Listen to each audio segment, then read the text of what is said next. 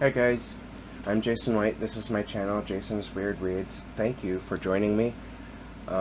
This video I've been meaning to do for a long time, and that is the top 10 women horror writers you haven't heard of. Now that's a bit of a clickbaity, it's definitely clickbaity. What I mean by that is obviously the people who come here regularly have probably heard of most of these writers. If not, then all the better. But this is for mainstream audiences, people who don't know women horror writers exist, because those people are out there, and that's okay. It's not necessarily their fault. It's just that they haven't really been introduced to the wonderful thing that is women writing horror. And it is wonderful because they write very visceral, very nasty horror stories, just like men do. And it pisses me off when dudes come along and think that women can't write horror. It's ridiculous, and it's something that we seriously need to put an end to. It's one reason why I want to do these lists as well, because it creates awareness, and let's keep the ball rolling. Okay, so in at number 10, I have Sephera Giron. She's a Toronto-based writer. I've met her a few times, and she actually taught me once in an online course for writing, and it was like way back in 2007. That was a lot of fun. And she's writer of books such as Mistress of the Dark, Borrowed Flesh, House of Pain, her recent Witch Upon a Star series, and A Penny Saved. Definitely check her out. I don't think you'll be sorry. Especially, I really enjoy her older works. Yeah, I definitely recommend her. Number 9, we have Melissa Laysan and Michelle Garza.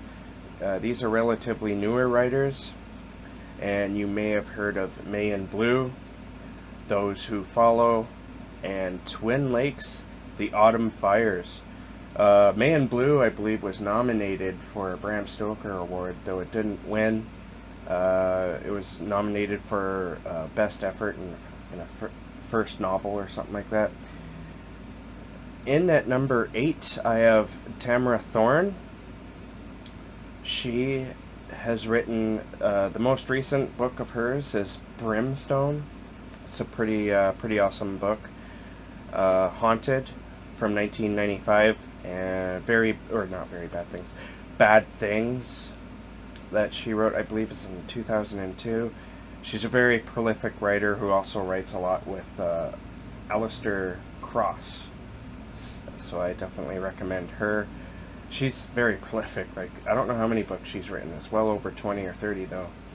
Probably over 30. In at number 7, Gwendoline Heist, and it is pronounced Keist. I've talked to her, so I know. She's also another newer author, but she just won the Bram Stoker Award for her novel, or novella. No, it's a novel, The Rust Maidens, and that was for first novel, best first novel. She was nominated for the Bram Stoker Award for And Her Smile Will Untether the Universe, which is fantastic as well. And she's also has Pretty Marys All in a Row out, and she's going to be a new favorite of mine, I can tell you that right now. At number 6, Nicolle Cushing. She's another Bram Stoker Award winner. She's also been nominated for a couple of Shirley Jackson Awards. She won the Bram Stoker for Mr. Suicide, and she's also written The Sadist's Bible and Children of No One, among others, of course. These are all just snippets, I should mention. It's not their entire list. At number 5, I have Mercedes M Yardley. She's a personal favorite of mine. And I found this interesting. It's from her Goodreads bio. I just really like this first sentence that's in there. Mercedes M Yardley is a dark fantasist who wears stilettos and poisonous flowers in her hair. she's awesome. And she's awesome to talk to if you ever get the chance. Hang on here, I lost my spot in my... Okay, so she's written Pretty Little Dead Girls, a favorite of mine. The Bone Angel trilogy, which the first book is The Nameless. Little Dead Red, which won the Bram Stoker. She wrote Dietrichus in Love with John Bowden, who's also written... John Bowden has written with Chad Lutsky. Apocalyptic Montessa and Nuclear Lulu, A Tale of Atomic Love, which is really, really hard to remember all of when you're typing it out. So definitely check out Mercedes M Yardley. She's a phenomenal writer. I absolutely love her. At number 4, there's another author I really love. Mary San Giovanni. She's a writer of cosmic horror, mostly. Not always, but for the most part. You might recognize, but if you don't, then definitely check out Thrall. Her book, Chills, both fantastic books.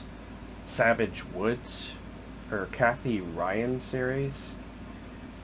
And yeah, she's very prolific as well. She has a lot of books out, but those I think are the best ones.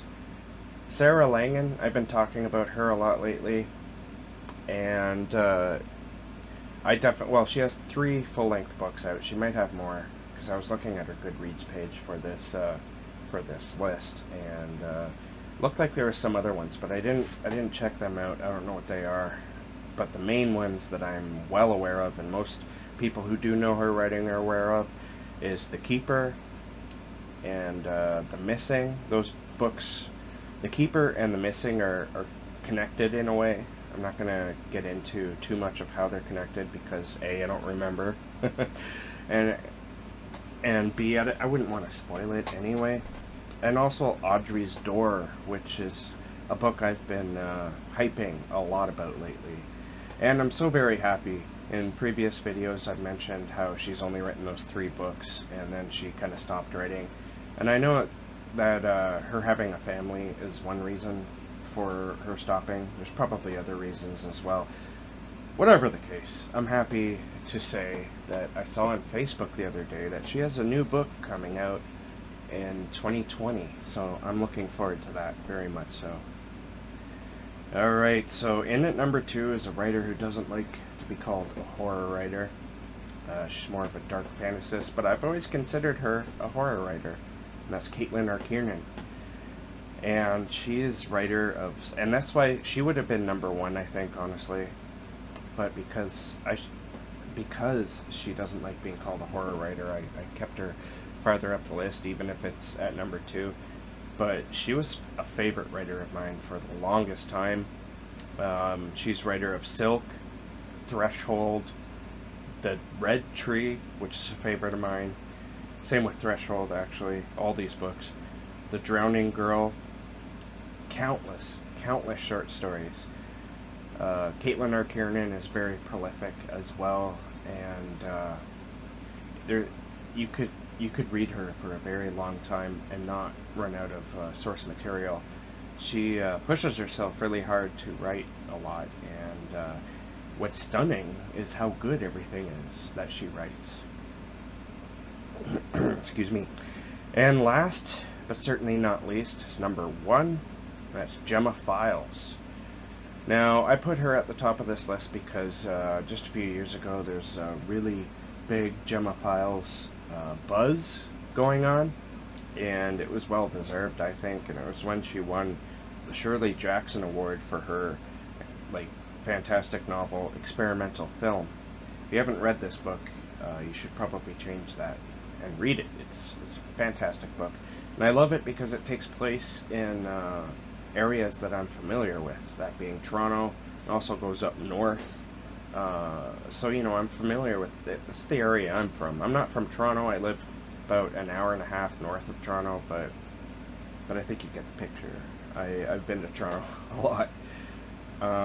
She's also author of Spectral Evidence and Drawn Up from Deep Places, which is her most recent collection of short stories, I believe.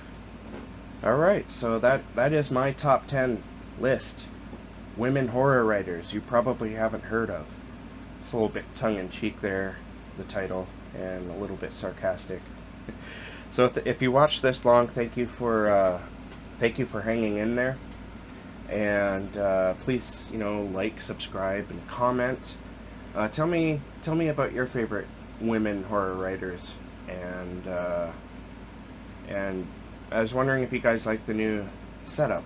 I recently lost my laptop because the battery is pooched, and the cord to charge it is also pooched. The laptop itself is works fine. It's just I didn't want to spend $100 to get another charging cord for my Apple, and so I got a PC, and it's a pretty good computer so far. When I was saving up for it, because the Apple I got last year, the replacement for the one that died on me while I was camping, you just get this feeling that it's not going to last very long. And so I decided that I would start saving money for a new one. And so when I had the battery and charging issues, I decided, you know what, fuck it, I'm going to buy a new laptop. And I decided to get a webcam while I was there, because I'm planning to do a fair amount of streaming in the future. And